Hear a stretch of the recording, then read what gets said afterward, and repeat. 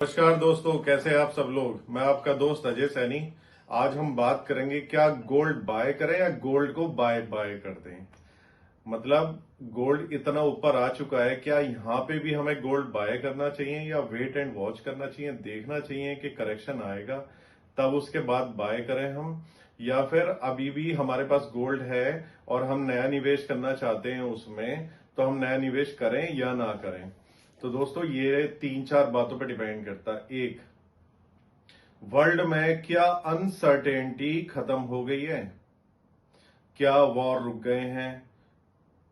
दूसरा, क्या tariff war जो इंडिया, अमेरिका और चाइना के बीच में लग रही है, अन्य कंट्रीज के बीच में चल रही है, क्या वो रुक गई है। क्या जो एक आम इन्वेस्टर था उसने गोल्ड में पैसा लगाना छोड़ दिया है। क्या जो वर्ल्ड के सेंट्रल बैंक हैं उन्होंने गोल्ड की बाइंग रोक दी है क्या, या फिर उन्होंने डी डॉलराइजेशन छोड़ दिया है।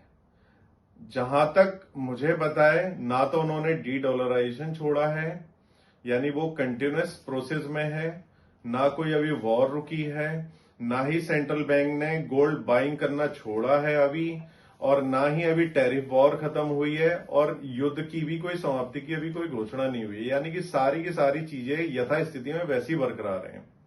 गोल्ड एक सबसे सुरक्षित एसेट मानी जाती है। आप ये देखो, जब भी किसी भी इस कंट्री का बैंक नोट छापता है तो उस जितने वो नोट छापता है उतने की वो कम से कम अपने पास रिजर्व में गोल्ड रखता है वो। और जो वो रिजर्व में गोल्ड रखता है, या फिर वो यूएस ट्रेजरी बॉन्ड में पैसे लगाता है, या फिर वो फॉरेन यानी कि डॉलर में पैसे लगाता है, या उसमें पौंड में लगाता है, या यूरो में लगाता है।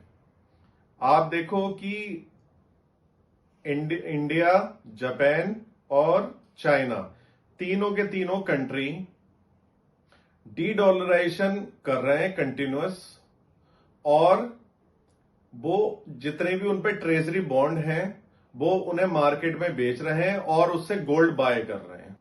क्योंकि उन्होंने देखा कि 2022 में जब रशिया और यूक्रेन का युद्ध हुआ, तो रशिया और यूक्रेन के युद्ध में जो रशिया की फिक्स्ड डिपॉजिट्स थे बिलियंस ऑफ डॉलर्स, मेरे ख्याल से 500-600 बिलियन डॉलर्स, वो सारे के सारे यूरोपियन कंट्रीज ने और अमेरिका ने मिलकर के उसे फ्रीज कर दिया। और वो रशिया जो उसने अपने पैसे जमा कर रखे थे इस विश्वास पर कि जब उसका बुरा समय आएगा तो वो इन पैसों को यूज करेगा अपनी इकोनॉमी को बचाने के लिए। लेकिन यूरोपियन यूनियन और अमेरिका इतने दोगले निकले कि उन्होंने गारंटी देने के बाद भी उसे वो पैसे यूज करने नहीं दिए। आपने देखा होगा कि जब भी भारत सरकार या कोई भी कंट्री कोई नोट जारी करती है तो उस पर लिख के देती है, जैसे 500 का नोट है, मैं आपको 500 रुपए अदा करने का वचन देता हूं, और नीचे आरबीआई के जो गवर्नर होते हैं उनके साइन होते हैं।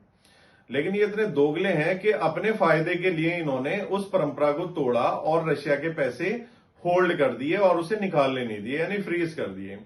ये बात चाइना ने देखी तो चाइना ने तब से ही वो पैसे वो वहां से निकालने लगा और उससे गोल्ड खरीदना उसने शुरू किया। सेम चीज इंडिया ने शुरू करी, सेम चीज सऊदी या अन्य कंट्रीज ने देखा देखी शुरू कर दी।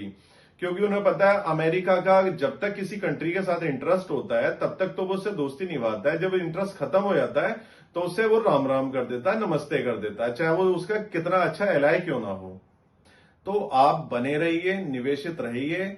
गोल्ड में अभी भी पैसा बनना बाकी है, 2026-27 में अच्छा पैसा बनेगा, तो आप होल्ड करिए। और जिसे भी पैसा इन्वेस्ट करना है वो प्लीज अपना पैसा सिप के माध्यम से ही उसमें इन्वेस्ट करें, लमसम इन्वेस्ट ना करें। अगर नीचे आए तो और इन्वेस्ट करें। तो आप निवेशित रहें, हमें लगता है यहां से 2026 तक आपको अच्छी रिटर्न मिलेगी। धन्यवाद। क्या कहना है आपको जरूर बताएं।